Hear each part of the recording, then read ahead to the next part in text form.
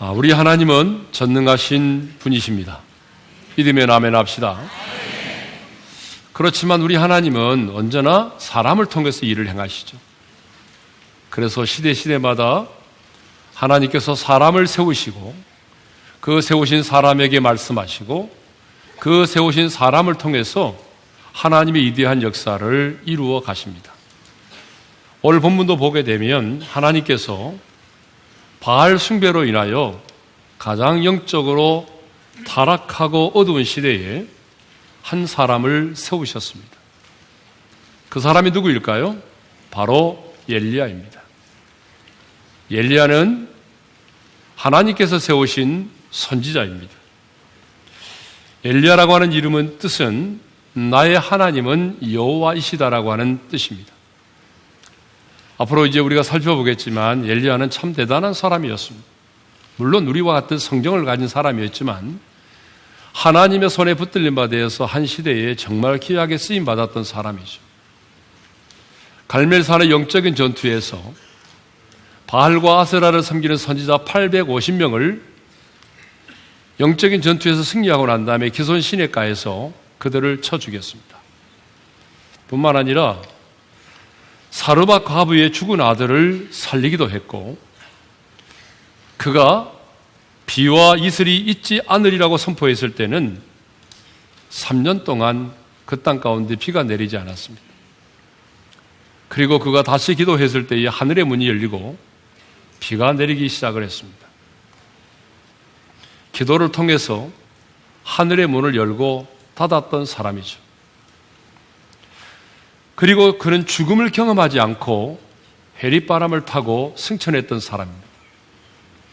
모든 사람은 죽어야 되는데 죽음을 경험하지 않고 해리바람을 타고 승천한 사람, 그 사람이 바로 엘리야죠.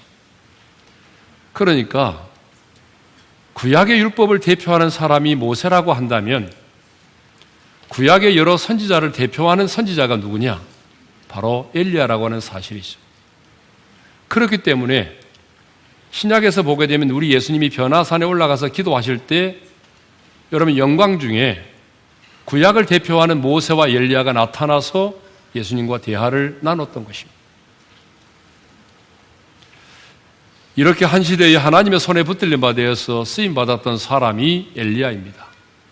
그런데요, 오늘 본문을 보게 되면 이런 엘리야를 소개하면서 그의 아버지나 조상에 대한 언급이 없이 단순히 길르앗 디셉 사람이라고만 소개를 하고 있습니다. 읽겠습니다. 다 같이요. 길르앗에 우고하는 자 중에 디셉 사람 엘리야가 아합에게 말하되. 자, 우리가 성경을 보게 되면 어떤 중요한 사람을 소개할 때는 대부분의 경우죠, 출신 지파라든지 조상의 이름이 함께 언급됩니다. 예를 들어 보게 되면 다윗을 말할 때도 그냥 다윗이라고 말하지 않고 이새의 아들 다윗이라고 말하잖아요. 솔로몬을 말할 때도 그냥 솔로몬이라고 말하지 않고 다윗의 아들 솔로몬이라고 말하죠. 시몬을 말할 때도 요한의 아들 시몬이라고 말하고요. 기드온을 말할 때도 요아스의 아들 기드온이라고 말하죠. 디모데를 말할 때도 예조모 로이스와 어머니 유니게를 언급하고 있지 않습니까? 그런데 엘리야 선지자는 그렇게 한 시대에 쓰임받았던 위대한 사람, 선지자를 대표하는 선지자 중에 한 사람인데 그의 조상이나 출신 지파나 자라난 가정 환경과 성장의 배경이 없이 오직 그의 출신지만 길르앗 디셉 사람으로 소개하고 있습니다. 하나님은 이렇게 평범한 자를 세워서 하나님 당신의 위대한 역사를 이루어 가십니다. 그러므로 여러분, 여러분의 가문을 탓하지 마세요. 만나보게 되면 자기의 가문을 비하하고 탓하는 분들이 많이 계시더라고요. 여러분의 가문을 탓하지 마십시오. 부모가 내게 해준 것이 무엇이 있느냐라고 부모를 원망하는 분들이 많은데 여러분의 부모를 원망하지 마세요. 여러분이 처해 있는 상황과 환경을 탓하지 마십시오. 뭐 그런 말 있잖아요. 못생긴 나무가 산을 지킨다. 그런 말이 있는 것처럼 하나님이 함께 하시고 우리를 붙드시면 별로 우리가 뭐 가진 것도 없고 평범한 사람일지라도 엘리야처럼 한 시대에 하나님의 손에 붙들림 받아 귀하게 쓰임 받는 하나님의 사람이 될 수 있습니다. 그러면 이제 선지자로 부름받은 엘리야가 첫 번째 사역을 했는데 그 첫 번째 사역이 무엇인지 살펴보도록 하겠습니다. 선지자로 부름받은 엘리야의 첫 번째 사역은요, 범죄한 아합 왕을 찾아가서 담대하게 나아가서 그에게 하나님의 심판을 선포하는 것이었습니다. 자, 그러면 엘리야가 아합 왕에게 나아가 선포한 하나님의 심판의 내용은 뭐죠? 자, 우리 1절 하반절인데요. 읽겠습니다. 다 같이요. 내가 섬기는 이스라엘의 하나님 여호와께서 살아계심을 두고 맹세하노니 내 말이 없으면 수년 동안 비도 이슬도 있지 아니하리라. 심판의 내용은 내 말이 없으면 수년 동안 비가 내리지 않을 뿐만 아니라 이슬도 내리지 않는다라고 하는 거죠. 여러분, 이 엘리야가 선포한 하나님의 심판의 이 내용은요, 당시에 그 아합 왕과 이세벨에게는 엄청난 충격이고 그리고 불쾌하고도 도발적인 내용이었습니다. 왜냐하면 아합 왕과 이세벨이 자신들이 믿고 섬기던 바알의 신은 농경의 신으로서 풍요를 가져다 주는 신이라고 믿고 있었습니다. 그러니까 비가 오고 안 오고의 소관은 누구에게 달려있느냐? 자신들이 믿고 있는 바알의 신에게 달려있다고 믿고 있었거든요. 그런데 뜬금없이 하나님의 사람 엘리야가 나타나더니 내 말이 없으면 수년 동안 비도 이슬도 내리지 않으리라, 이렇게 말했거든요. 이 말의 진정한 내용이 뭐예요? 당신들이 믿고 있는 바알의 신은 가짜다, 그 말입니다. 바알의 신은 결코 하늘에서 비를 내리고 내릴 수 없는 그런 신이 아니라는 거예요. 하나님만이, 내가 믿고 섬기는 하나님만이 하늘에서 비를 내릴 수도 있고 비를 내리지 않을 수 있는 신이다, 그런 얘기죠. 그런데 여러분, 아무리 선지자라고 하지만 바알의 신을 섬기는 아합 왕에게 나아가서 하나님의 심판을 선언한다고 하는 게 어디 쉬운 일입니까? 여러분, 당시 아합 왕은 살아있는 권력이잖아요. 뭐 지금도 보니까 살아있는 권력 앞에 조사하는 거 참 어렵더라고요, 보니까. 여러분, 절대 군주요, 살아있는 권력인 아합 왕에게 나아가서 뭐 좋은 말도 아니고 하나님의 심판을 선언한다고 하는 게 이게 뭐 어디 쉬운 일이겠습니까? 목숨을 걸지 않으면 불가능한 얘기죠. 그러나 엘리야는 바알의 숭배자요, 열렬한 후원자인 아합 왕을 찾아가서 담대하게 바알의 거짓됨을 선포하고 여호와 하나님만이 참된 살아계신 하나님이심을 드러내었습니다. 대개의 경우 사람들은요, 뭐 자기보다 높은 사람, 자기와 비교해서 얼등하게 높은 사람을 만나면 자신도 모르게 이축이 되죠. 주눅이 들 때가 참 많습니다. 그래서 해야 될 말을 제대로 못할 때가 많아요. 그런데 엘리야는 지금 뭐 뚜렷한 지파의 배경도 없이 뭐 자기를 지지하는 뭐 수많은 사람들도 있는 것도 아니고, 그렇지만은 당당하게 아합 왕에게 나아가서 하나님의 심판을 선언했습니다. 하나님의 사람은요, 이렇게 언제나 당당해야 한다는 것입니다. 그러면 이렇게 아합 왕에게 하나님의 심판을 선언할 수 있었던 이 엘리야의 이 당당함의 비결이 뭐냐는 거죠. 엘리야가 이렇게 당당할 수 있었던 그 비결이 뭐냐는 거죠. 그 비결의 첫 번째 이유는 바로 하나님이십니다. 여러분, 1절의 말씀을 다시 한번 읽도록 하겠습니다. 다 같이요. 내가 섬기는 이스라엘의 하나님 여호와께서 살아계심을 두고 맹세하노니. 지금 엘리야는 아합 왕에게 뭐라고 말합니까? 내가 섬기는 이스라엘의 하나님이라고 말하잖아요. 자신의 정체성을 분명히 하고 있습니다. 나는 하나님을 섬기는 사람이다 그 말이죠. 내가 섬기는 하나님. 내가 섬기는 하나님. 예? 내가 섬기는 분이라고 하는 말의 히브리어의 원뜻은 내가 그 앞에 서 있다 그런 얘기입니다. 내가 그 앞에 서 있다. 그러니까 지금 엘리야는요, 살아있는 권력, 절대 군주인 그 아방 앞에 있습니다. 그 육체는 지금 아방 앞에 있습니다. 그렇지만 그의 영혼은 지금 보이지 않는 하나님 아버지 앞에 있었습니다. 하나님 앞에 있었기 때문에 사람 앞에서도 두려워하지 않았습니다. 여러분, 이 사실이 굉장히 중요합니다. 우리가 하나님을 보지 못하고 사람 앞에 서 있으면 사람을 두려워할 수밖에 없습니다.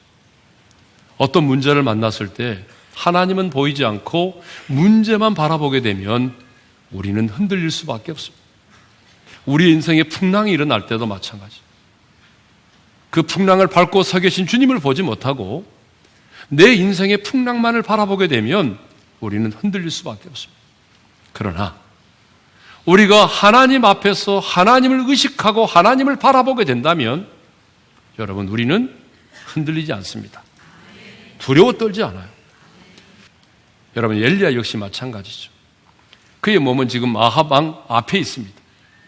그렇지만 그의 영적인 눈은 하나님을 의식하고 있었습니다. 하나님 앞에 있었습니다. 그렇기 때문에 살아있는 권력 앞에서도 그런 두려워 떨지 않았다는 얘기죠.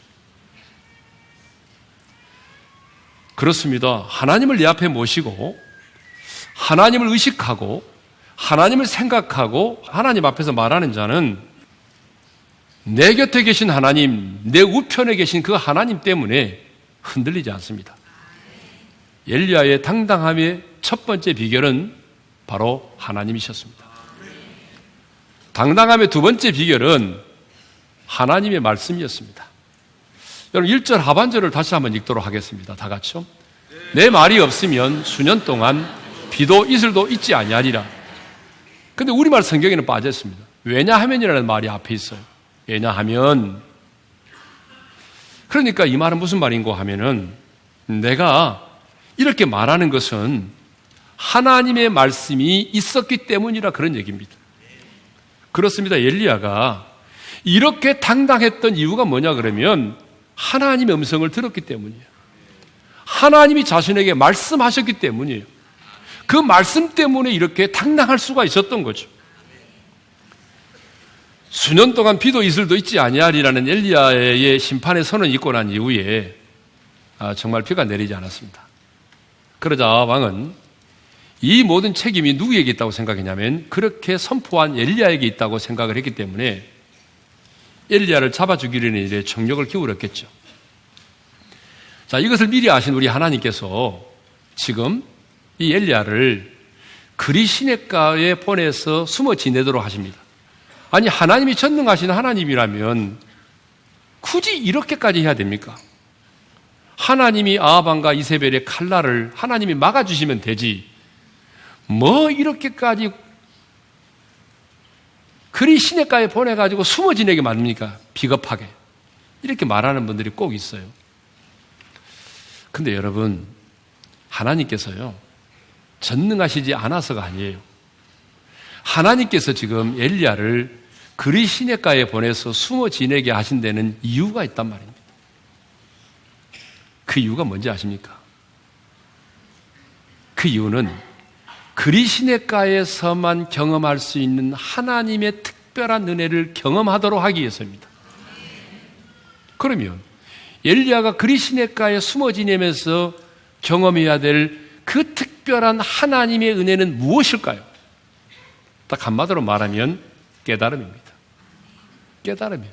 여러분, 깨달음이 은혜인 줄로 믿습니다. 예? 그러면 첫 번째 엘리야가 그리 시냇가에 숨어 지내면서 깨달았던 첫 번째가 뭘까요? 가장 먼저 깨달은 것은 모든 일에는 하나님의 때가 있다라고 하는 것입니다. 엘리야는 그리 시냇가에 숨어 지내면서 그렇구나. 모든 일에는 하나님의 때가 있구나. 왜냐하면요, 하나님은 이후에 다시 이 엘리야를 불러내서 아방에게로 가라고 말씀하셨고 영적 전쟁을 하도록 명하셨습니다.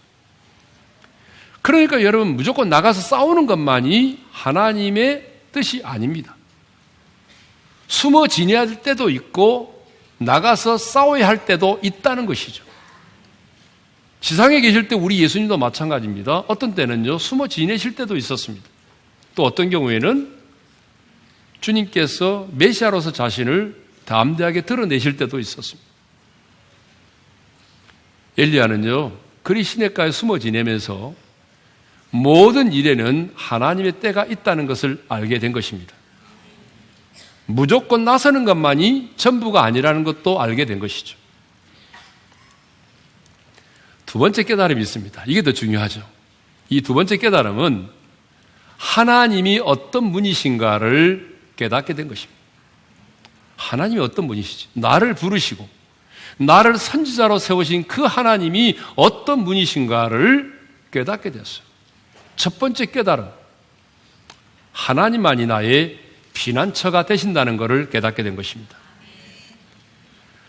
아합과 그의 부인 이세벨이 엘리야를 죽이려고 전국을 샅샅이 뒤지고 있을 때에 하나님은요, 그리 시냇가에 엘리야를 숨어 지내게 하셨습니다.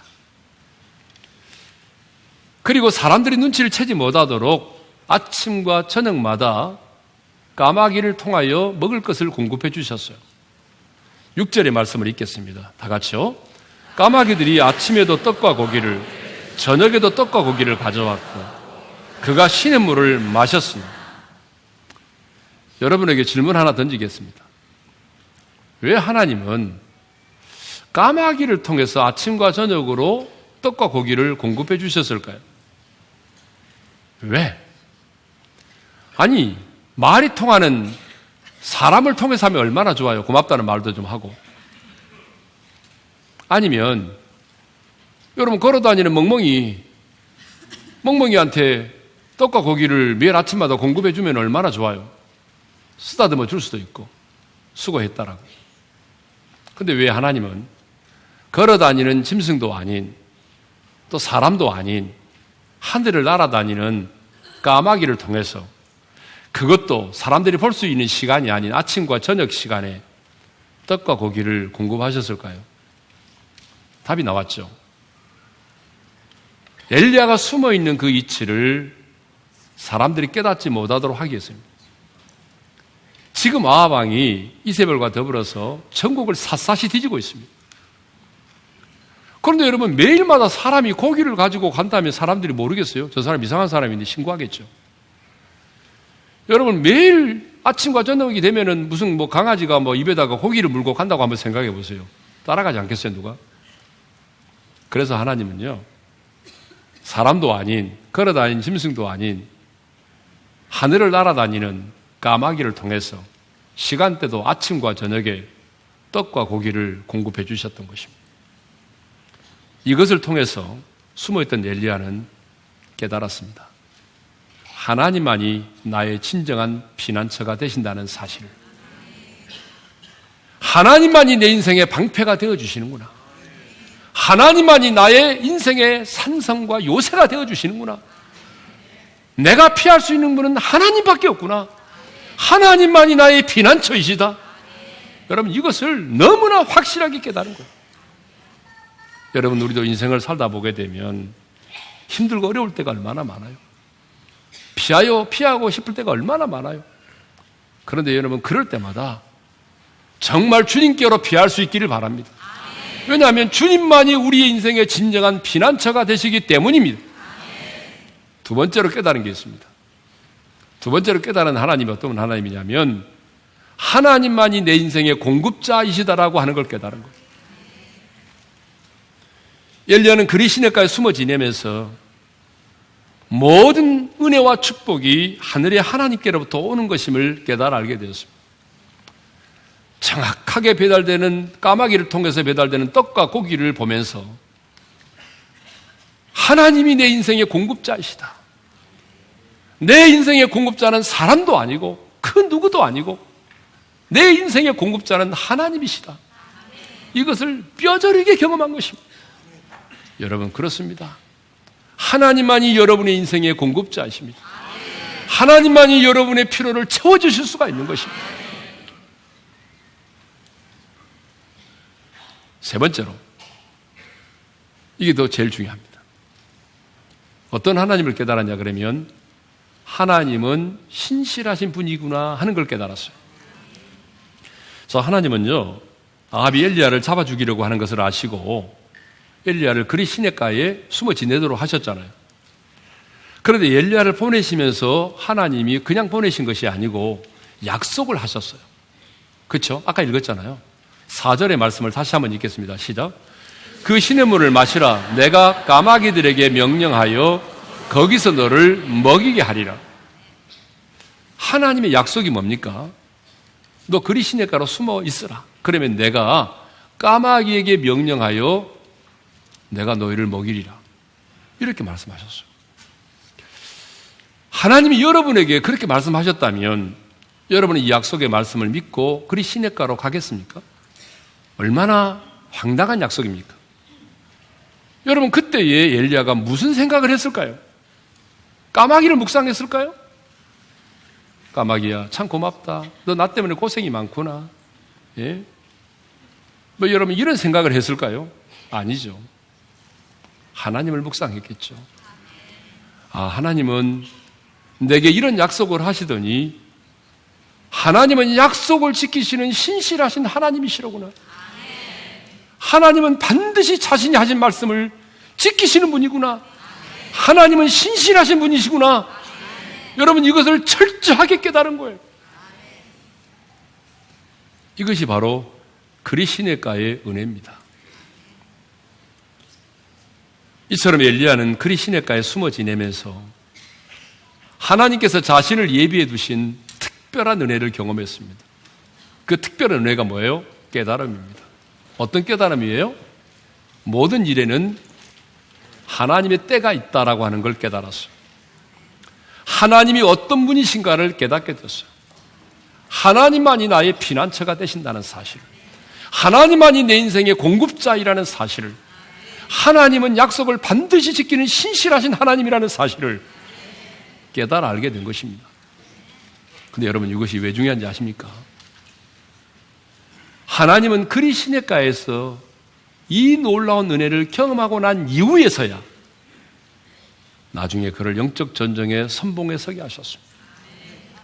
그래서 아방에게 나아가서 담대히 바알과 아세라를 섬기는 선지자 850명을 갈멜산으로 불러 모으라고 얘기했습니다. 영적 전쟁을 선포했습니다. 여러분, 이런 그리 시냇가에서 이런 하나님의 은혜를 경험하고 체험했기 때문에 그런요, 담대하게 아방에게 비가 내릴 것이라고 선포했습니다.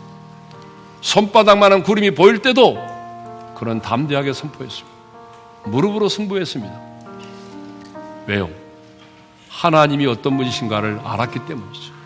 하나님이 어떤 분이신가를 알았기 때문에 영적 전쟁의 선봉에 설 수 있었고 무릎으로 승부할 수 있었던 것입니다. 이것을 보게 되면 영적인 전쟁보다 사역보다 은혜가 먼저임을 알 수 있습니다. 그렇습니다, 여러분. 영적 전쟁도 중요하고 사역도 중요하지만 하나님의 은혜가 먼저입니다. 지금 여러분의 삶의 현장 속에서 특별히 고난 가운데 있는 분이 계신다면 지금 여러분이 겪고 있는 고난이 고난으로 끝을 맺지 않고 지금 초에는 여러분의 상황과 환경이 그리 시냇가의 은혜를 경험할 수 있는 시간이 되기를 원합니다.